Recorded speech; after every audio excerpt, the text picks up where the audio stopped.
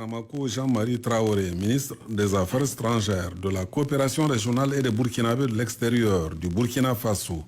Abdoulaye Diop, ministre des Affaires étrangères et de la coopération internationale de la République du Mali. Et Bakaria Ousangaré, ministre des Affaires étrangères, de la coopération et des Nigériens à l'extérieur de la République du Niger, ont eu le privilège d'être reçus en audience le 28 avril 2025 par Sa Majesté Mohamed VI, roi du Maroc. La délégation conduite par son Excellence M. Abdoulaye Diop, dont le chef de l'État assure la présidence de la Confédération AES, a tout d'abord transmis aux souverains les messages de fraternité et d'amitié de leurs excellences, le général d'armée Assimi Goïta, président de la transition, chef de l'État de la République du Mali, président de la Confédération AES, le capitaine Ibrahim Traoré, président du Faso, chef de l'État, et le général d'armée Abdraman Tchani, président de la République du Niger.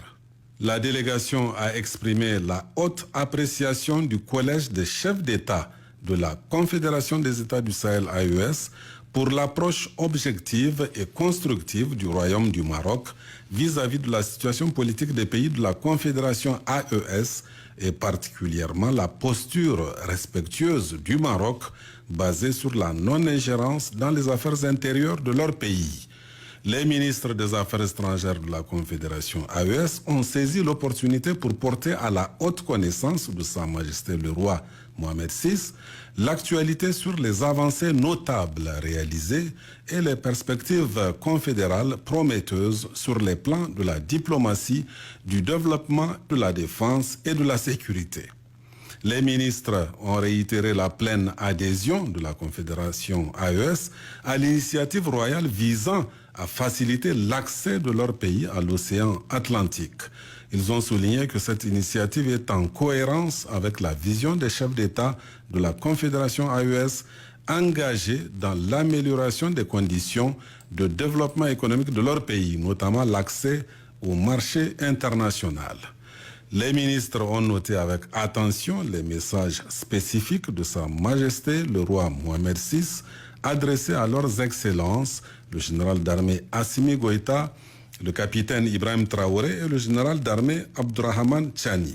Ils ont salué la disponibilité renouvelée de Sa Majesté le roi Mohamed VI à renforcer les relations de son pays avec la Confédération des États du Sahel dans le cadre de la coopération sud-sud dont le Maroc est l'un des pionniers.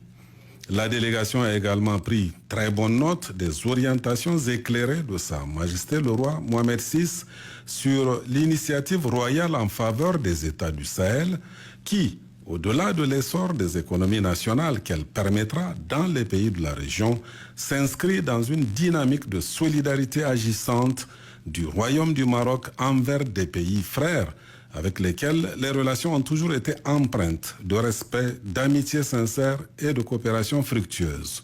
Les ministres ont saisi cette occasion pour exprimer la gratitude des chefs d'État de la Confédération AES pour la constance de la démarche positive du Maroc au sein de l'Union africaine en prônant le renforcement du dialogue et en entretenant un engagement constructif.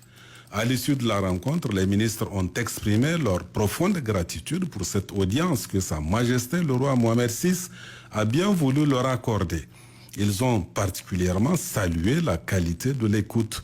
la considération et les conseils avisés que Sa Majesté Mohamed VI leur a prodigués. Enfin, les ministres ont également adressé leurs sincères remerciements à Sa Majesté le roi Mohamed VI et au peuple du Maroc